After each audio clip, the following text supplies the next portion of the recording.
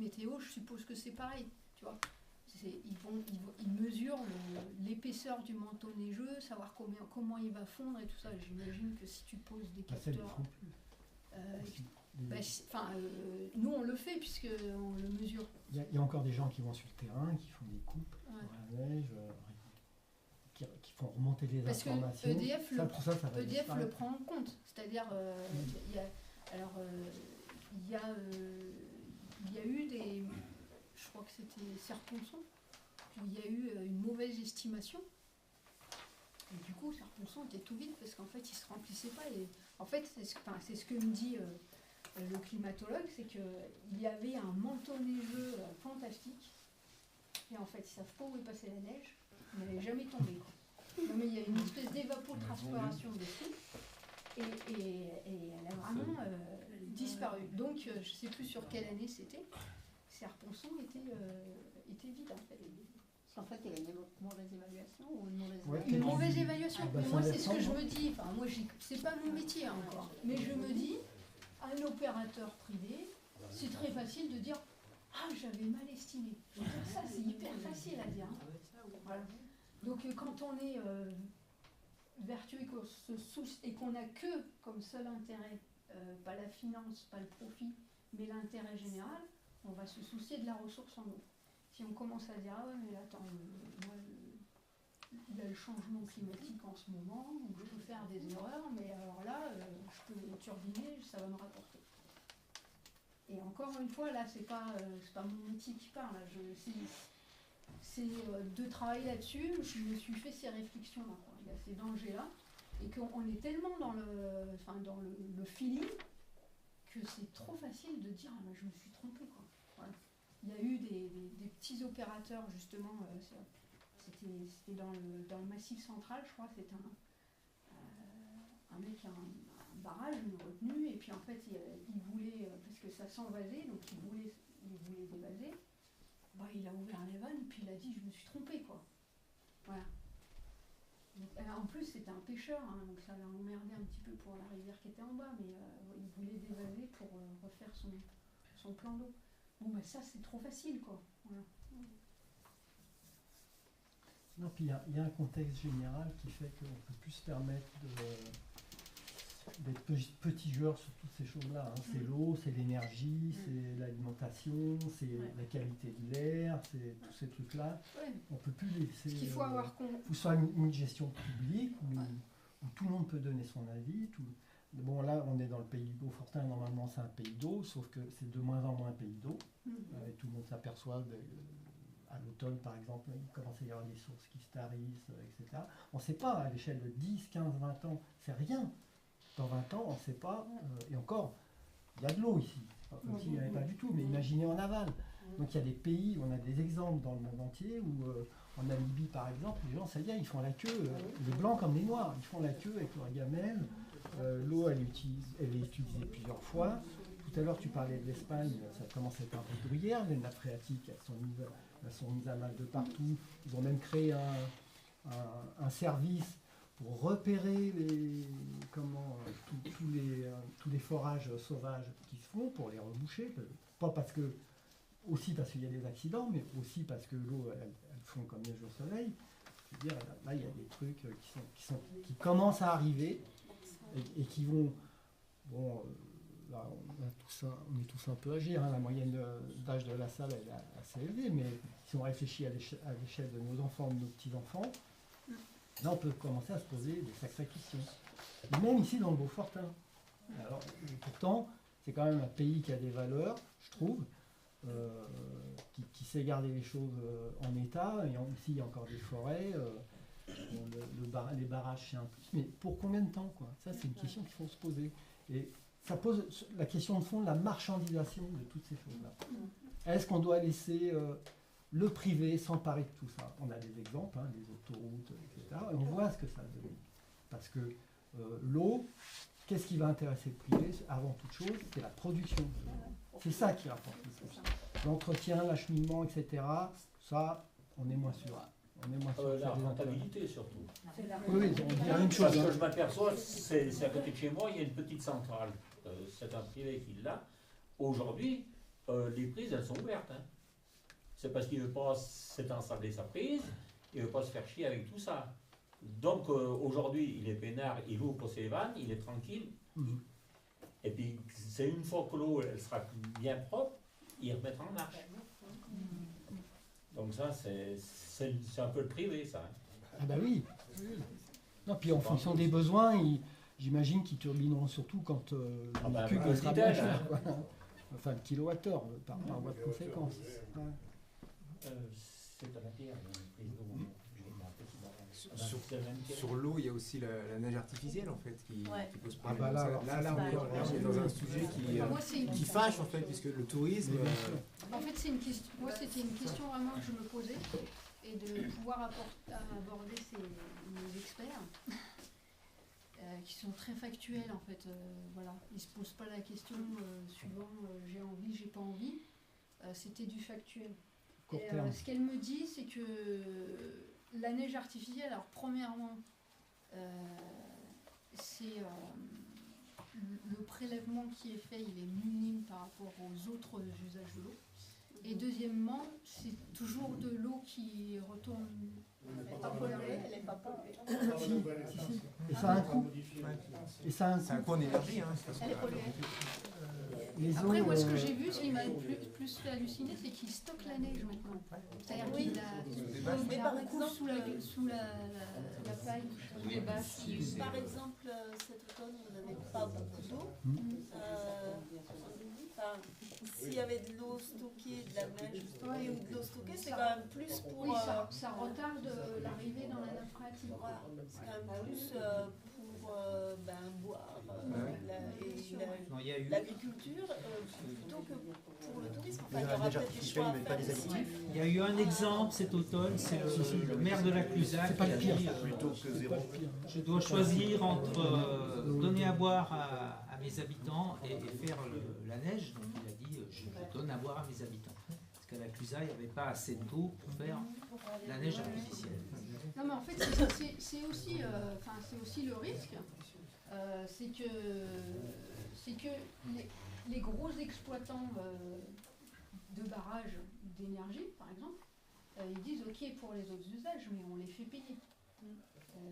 Moi je sais que c'est ce qui se passe, c'est ce qu'ils essayent de faire, c'est-à-dire faire payer l'eau. Ça veut dire que, alors, si à un moment donné, qui c'est qui va faire le choix entre ce sera plutôt cet agriculteur ou plutôt cet industriel, plutôt Orangina, à Lyon, il y a Orangina qui nous pompe, on ne sait même pas combien ils nous pompent d'eau.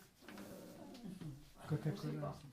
Alors nous, il faut qu'on fasse gaffe à la nappe phréatique, mais Orangina, on ne sait même pas où ils sont implantés. Et... Ah ouais. Ils vont avoir ça. Bah, mais je sais pas. C'est des petits arrangements entre amis. Ça, c'est les...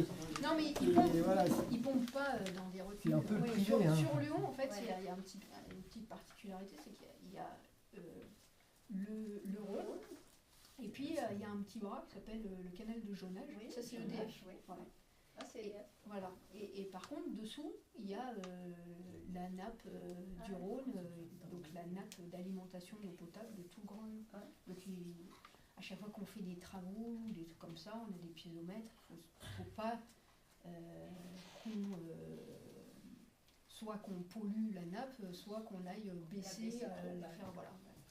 Donc voilà. Et dans ce cadre-là, donc il fallait que je regarde les travaux qu'on était en train de faire n'allaient pas impacter la nappe du Rhône.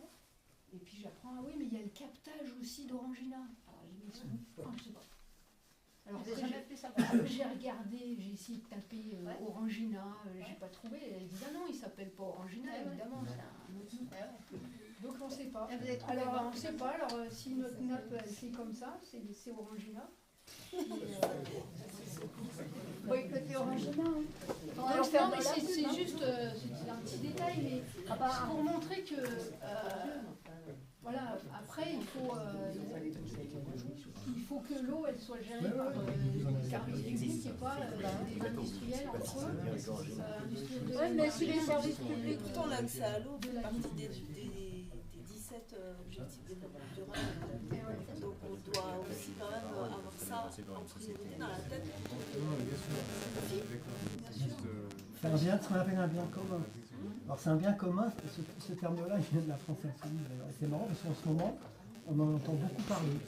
Des biens communs justement, genre l'eau, l'air, etc. Oui, l'eau, l'air. Et c'est sûr qu'à court terme, c'est des enjeux majeurs. Ah ouais. Majeurs. On dit bien qu'il y aura des guerres de l'eau. Oui. Là, vite fait, là, j'ai 2 chiffres, justement, concernant les pollutions. Le maintien d'une qualité de l'eau dégradée par les pollutions agricoles, alors c'est à l'échelle nationale, hein, c'est pas que dans le Beaufortin, hein, d'accord. Ça coûte entre 1000 et 1500 millions d'euros par an pour les ménages, c'est-à-dire l'usager moyen. Ouais. Parce que là, tout le monde paye dans ces cas-là, hein, on est bien d'accord. Et 100 à 150 millions d'euros par an en perte pour les collectivités territoriales ou les opérateurs de la pêche et du tourisme. Donc tout ça, ça a des coûts de toute façon, à chaque fois. Et par contre, les coûts pour réparer tout ce bazar, c'est l'usager de base qui paye. Et c'est pour ça que nous, on milite quand même pour que les premiers mètres cubes pour l'usager moyen, ils soient gratuits. C'est à l'échelle de 40 mètres cubes. Voilà. Ça fait partie un peu de nos chevaux de bataille. Voilà. Et on s'aperçoit qu'en fait, ceux qui consomment le plus, c'est ceux qui payent le moins, finalement. Bah ouais. Voilà. C'est toujours comme En ça. termes de mètres cubes. Voilà. C'est pas que pour l'eau. Après, est-ce qu'on va vous dire 2-3 choses sur la gestion de l'eau quand même, puisque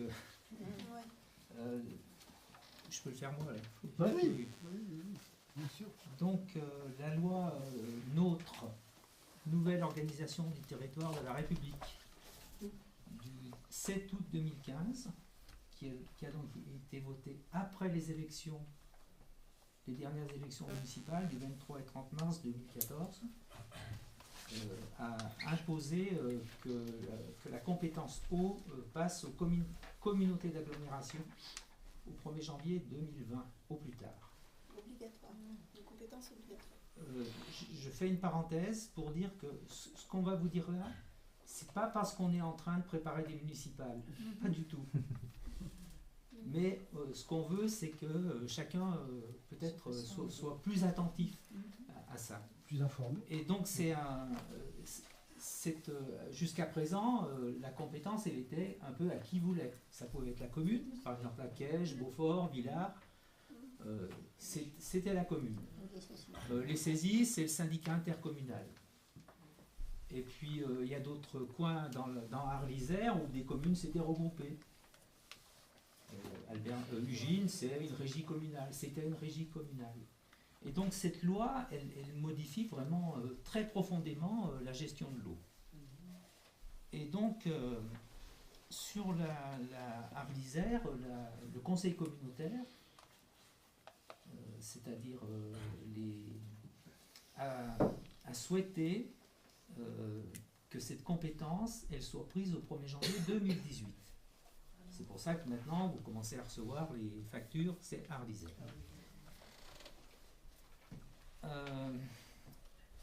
Nous, on va vous dire tout de suite qu'on est contre la loi NOTRe. Parce qu'en fait, la loi NOTRe, elle organise l'affaiblissement des structures communales, des structures départementales, au profit des grandes agglomérations, des régions qui sont mal découpées. Je ne vois pas bien nous ce qu'on fait avec l'autre bout du Puy-de-Dôme. Donc, en fait, il y a deux grands courants d'idées. Il y a ceux qui sont pour la commune, le département, la France, l'Europe. En la réformant beaucoup. Et puis, il y a les autres qui sont pour la grande communauté d'agglomération, la région, l'Europe. On passe là par-dessus la France. Donc, sur Arles-Isère, on a 36 communes sur 39 ont voté pour le transfert de la compétence tout de suite au 1er janvier 2018. Donc, vous avez la chance, d'après moi, d'être ici, les Quégerins, dans une commune qui a refusé. Et je pense qu'elle a refusé, pas parce que Édouard Meunier, on dit qu'il a mauvais caractère, qu'il s'oppose toujours à Lombard. Non, pas du tout. Hein. Le conseil municipal a ses raisons, et à mon avis, ces raisons, elles sont bonnes, et je pense qu'on a quand même, sur la commune, on a été ici bien informé de toutes ces raisons. Donc ça a des conséquences sur les tarifs. Parce que sur la communauté d'agglomération, la loi oblige à ce qu'à terme, un terme plus ou moins long, on paye tous le même prix. Et donc ici, par exemple, je vous invite à aller voir le compte-rendu du 15 novembre 2018, où on a fixé les modalités de rapprochement des prix. Alors il paraît que là-haut, dans les hautes sphères de la communauté d'agglomération, on dit « Oh, mais ce qu'on a voté là, c'est les tarifs 2019. » Bon. Et puis après, bon. Mais je vous explique quand même un peu comment ça se passe. Donc, est-ce que vous avez tous vu, peut-être pas tous, que pour faire le rapprochement des prix, comme c'est très disparate au départ, par exemple, pour 120 mètres cubes, Venton paye moins de 300 €, et pour 120 mètres cubes, les saisies payent 884. Donc on a fait 2 zones. Ce qui pourrait un peu se comprendre, parce que l'eau en montagne elle va être plus chère à organiser qu'en plaine. Donc, la zone montagne, donc nous les Beaufortins, on est avec le Val d'Arly. Déjà, le premier problème, c'est que le Val d'Arly, il est 30% plus cher.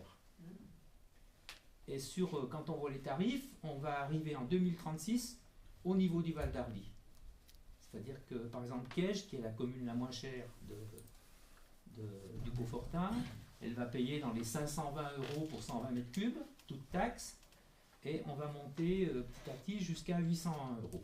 C'est-à-dire chaque année, on va nous rajouter toujours la même somme pendant 18 ans. Alors, et après, il y a la plaine. Donc la plaine, je vous prends Venton, qui est à moins de 300 €, ils vont monter à 644 en 2036. Attention, sans l'inflation. Il va falloir ajouter chaque année l'inflation. Donc là, je ne fais pas plus de commentaires, mais il faut que vous alliez voir ces tarifs. 15 novembre 2018, compte rendu Arlysère, tarif de l'eau. Donc je vous invite à aller voir ça, parce qu'il faut que vous sachiez un peu... Moi, par exemple, si on rajoute 1% d'inflation en plus, on part de 520, on va arriver à 940 en 2036. Mais est-ce que ça veut dire que ceux qui étaient déjà très hauts, leur prix va baisser ou... Non, non. La convergence des tarifs. C'est pas une moyenne, c'est pas une médiane. Et après 2036, il est prévu 8 ans où la plaine va se rapprocher de la montagne. Normalement. Donc ici, on proteste un peu parce que nous, on est à peu près au point d'équilibre, donc on aurait pensé que... Bon. Alors après, samedi, je suis allé au Glières, où il y a toujours un stand de gens qui s'occupent de l'eau en Rhône-Alpes. Donc il y avait des gens de Lyon, etc. Bon, ils ont regardé mon tarif, ils m'ont dit, ce tarif-là, c'est de la connerie la plus complète. C'est impossible de faire un tarif de rapprochement. Donc ils ont fixé, effectivement, c'est ce que fait le président de la communauté, il a fixé un tarif pour 2019, mais après, on ne sait pas bien comment ça va faire. Donc ça, c'est la première chose, faites attention aux tarifs. Dites ce que vous en pensez, voilà. Et après, moi, ce qui m'a étonné dans le passage de la compétence au 1er janvier 2018 à Arlysère, c'est que sur les 39 communes, il n'y en a que 3 qui ont dit non. Et donc dans les 36 qui ont dit oui, aucune n'a parlé de service public, de régie publique. Je pensais quand même que sur les 36, il y en aurait au moins eu quelques-unes qui disent « Bon d'accord, on passe au 1er janvier 2018, mais nous ce qu'on veut, c'est qu'à terme, il y ait une régie publique sur la communauté de communes. » Mais là, personne. On dirait vraiment que le mot régie publique de l'eau, c'était un gros mot. Peut-être que maintenant, c'est un peu moins un gros mot, parce que ça discute beaucoup. Donc ça, c'est le deuxième point que je voudrais et qu'on voudrait que vous ayez en tête. Donc nous, même si on n'a aucun candidat nulle part, dans toutes les communes d'Arlysère, hein, on s'est dit, on va travailler là-dessus, et il y a beaucoup à travailler, hein. Il faut s'en fader des rapports, hein. Le premier rapport qu'il faut se fader, c'est le rapport du délégataire Suez à Albertville. Donc ça fait 100 et quelques pages. Mais maintenant, je trouve que c'est d'une opacité et tout, on ne sait plus très bien qui est qui, etc. Donc nous, on va essayer de faire un petit journal, hein, un 4 pages, où on va parler des tarifs, on va parler de la gestion publique, on va parler de nos propositions, c'est-à-dire les premiers, la suppression. Nous, on propose la suppression de l'abonnement, parce que l'abonnement renchérit les gens qui sont petits consommateurs. Les premiers mètres cubes publics, par exemple, ça existe hein, dans les communes de France. Ma fille, elle habite dans le sud de Toulouse, à Muret, elle ne paye pas les 30 premiers mètres cubes. Donc voilà, c'est toute une série de propositions qu'il faut, qu'on aimerait que les gens aient en tête pour ne pas laisser faire n'importe quoi. La crainte, c'est que à terme, on dise, bon ben, allez, on fait la délégation de service public, et puis il y a déjà Suez à Albertville, hein, c'est la ville la plus importante. Hein. Alors on ne sait pas, hein, on ne fait pas un procès d'intention, mais du moment que nous, on commence à le dire, peut-être que les élus, les futurs élus, seront un peu plus prudents au moment de choisir. Donc voilà pourquoi on voulait vous en parler. On ne peut pas aller plus loin parce que après il faut rentrer dans le détail, et puis dans le détail, on vous avoue franchement, on n'a encore pas eu le temps d'y rentrer. Parce que ça demande du boulot. Alors s'il y en a qui veulent, tu t'es penché dessus, hein. S'il y en a qui veulent nous aider, même clandestinement, non mais parce que souvent on se dit faire de la politique, ah non je ne veux pas me montrer. Non, on ne demande à personne de se montrer, mais par exemple lire un petit rapport et dire voilà ce que j'ai vu, voilà ce que j'en pense. Et puis après, s'il y en a qui veulent être candidats dans leur commune, ils seront candidats dans leur commune. Et on n'accuse pas du tout les communes qui ont transféré, hein, parce que je pense qu'il y a des communes, elles avaient intérêt à transférer. Parce que quand on n'a pas beaucoup d'habitants, beaucoup de travaux à faire, des kilomètres de tuyaux, eh bien peut-être qu'on a intérêt à transférer. Ça, c'est les gens qui doivent décider, c'est les communes, les gens. Mais là, on trouve que le transfert a été quand même un peu brutal. Je sais pas ce que vous en pensez. Puis, sans beaucoup d'éléments d'appréciation. Mais à tout ça, tu comptes pas l'assainissement, en plus. Non, l'assainissement, ça double. Et ça double, sûr, oui. Ça double avec ça, l'assainissement, c'est ça qui pas coûte cher. mieux. L'entretien, l'assainissement. Là, pour trouver tous ces chiffres-là, ça fait... Un compte rendu. Alors moi, j'ai fait, je peux vous l'envoyer, ceux qui me donnent leur... Donc si vous allez le compte rendu Arles-Isère, 15 novembre 2018, tarif de l'eau, vous tombez sur un tableau illisible. Illisible.